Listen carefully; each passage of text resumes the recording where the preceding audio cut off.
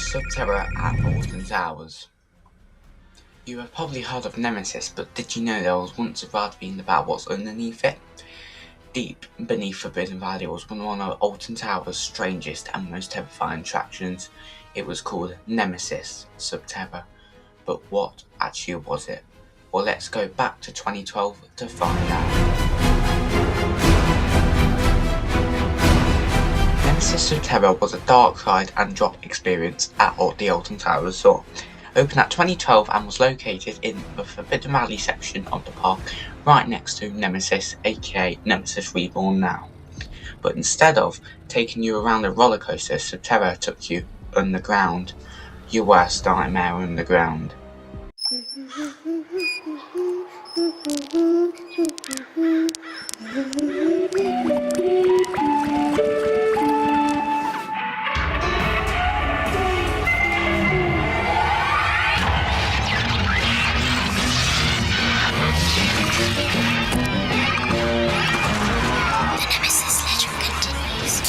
Nemesis Sub-Terra, your worst nightmare, underground. The attraction was heavily connected to the story of Nemesis and the mysterious creature that had supposedly been discovered underneath Forbidden Valley. At this time, the story was focused on the organisation responsible for dealing with the creature, the Phalanx. The Phalanx is a fictional organisation created as part of the Nemesis storyline and the surrounding area. Their job was to investigate and monitor the certain mysterious Nemesis creature. And Sub-Terra was designed to make you feel like you was entering in one of their underground facilities. But as you were about to discover, the Phalanx didn't actually have everything under control.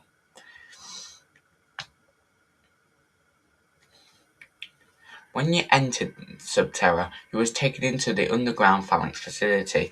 The theming was designed to make the building feel like a real industrial research facility.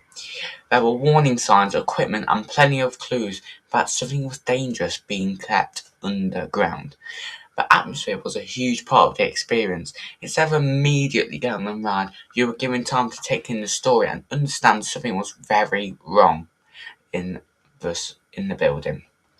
Now, the Nemesis creature. The entire attraction revolved around the Nemesis creature, Nemesis. The idea was the Phalanx had discovered something connected to Nemesis under the ground. And naturally, they wanted to investigate it. But disturbing something as powerful as Nemesis probably wasn't the best idea. The situation begins to get out of control, and suddenly the people in the facility are in serious danger. Now, let's get on to the ride system. Eventually, you reach the main ride. Sub-Terra used a huge vertical ride system with rows of seats that can move up and down, just like a drop tower basically. This allowed the attraction to create the sensation of being underground and falling deeper into the facility. And unlike a normal roller coaster, you aren't travelling along the track. The movement was all about creating the feeling of being trapped in the underground facility. Now the drop. This is the part everyone who's been on the ride remembers. The drop. Without warning, the ride would plunge you downward into the Nemesis cave system. Because the room was so dark, you couldn't feel or see what was actually happening, so it just felt really sudden. The drop was there to make you scream though, which is very part. It was a part of the story that was crucial to telling the actual big plot of the Nemesis story. But, of course, because it's a ride, everything goes wrong. The Phalanx lose controls of the situation and the Nemesis creature becomes the main threat. Or, as you would say, the Nemesis younglings. And you starting to feel unsafe. The ride uses darkness, sound, lighting, movement, special effects to create the feeling that something was actually attacking the facility. You weren't just watching the story happen, you were trapped inside it. Now, Sub-Terra didn't remain exactly the same through its lifetime. The attraction received changes and updates over the years, with the experience being adjusted to improve its ride and story. But despite those changes, the main idea remained the same. The guest underground, and then the Nemesis creature creates this big disaster.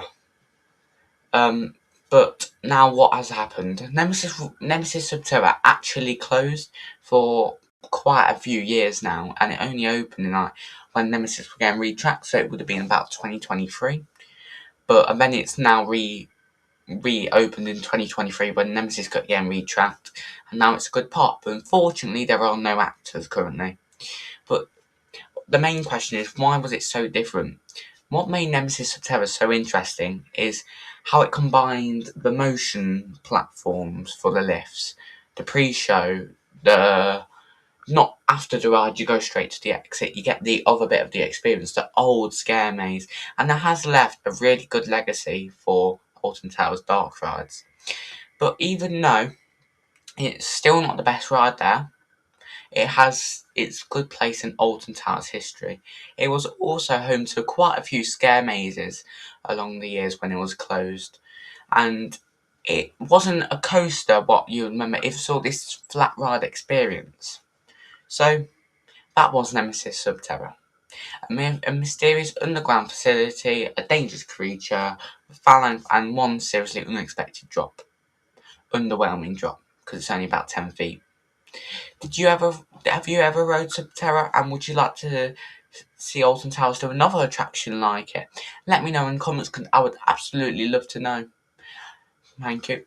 This has been your Looping Lew today, and hope you enjoy more of everything I do. Make sure you check out the Alton Towers playlist for more Alton Towers videos.